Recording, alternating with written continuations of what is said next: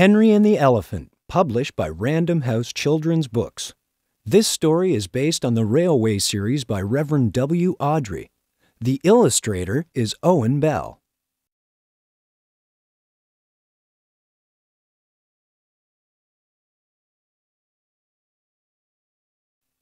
When the director of the railway, Sir Topham Hatt, gave Thomas the tank engine his very own set of coaches, he also gave Thomas a line of his own.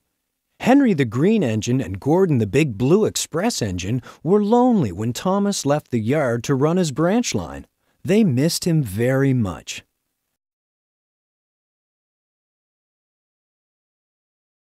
And now they had more work to do, too.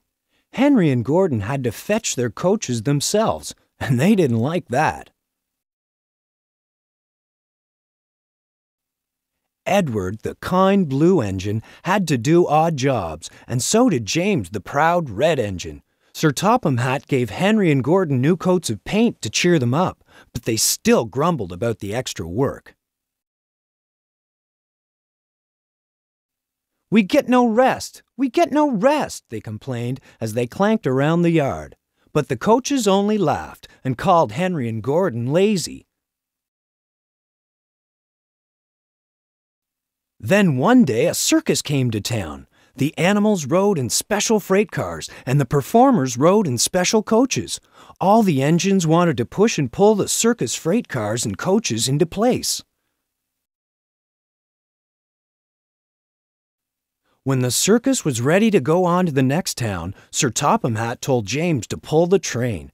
That made the other engines dreadfully jealous. However, they soon forgot about the circus as they had plenty of work to do. One morning, Henry was told to take some workers to a tunnel that was blocked.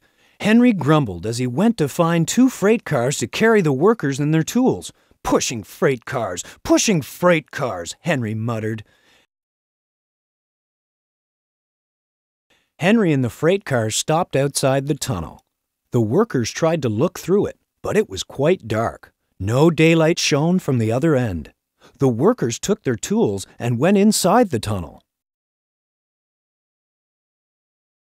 Suddenly, with a shout, they all ran out, looking frightened.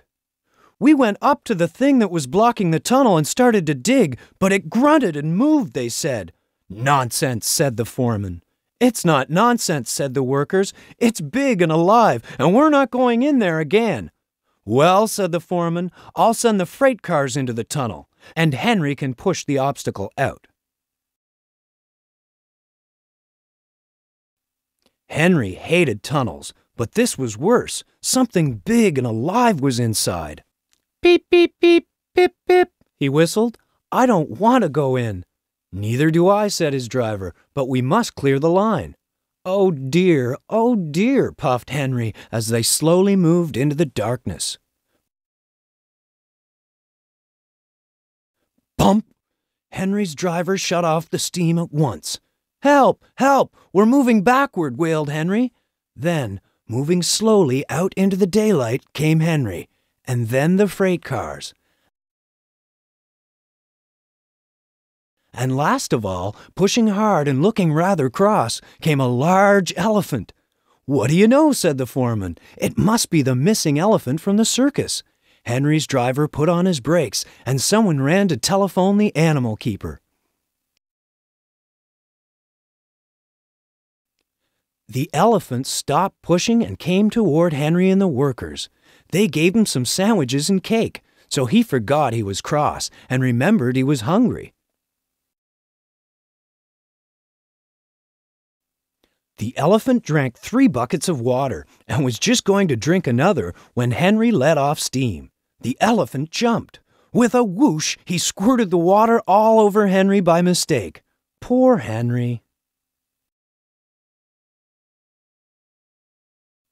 The animal keeper came, and the workers rode home, laughing happily at their adventure. But Henry was very upset. "An elephant pushed me! An elephant whooshed me!" he grumbled.